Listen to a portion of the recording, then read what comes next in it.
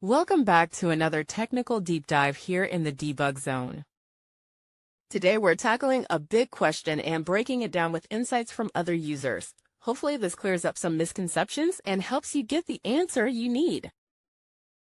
So buckle up, stay a little curious, and let's jump right in.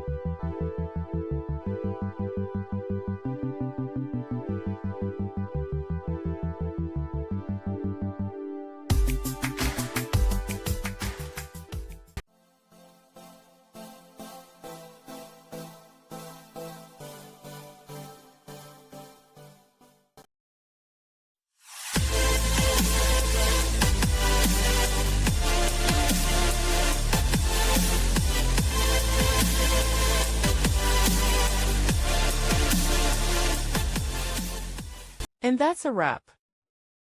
I hope you found the answer you were looking for. If you did, take a second to hit that subscribe button. It really helps out.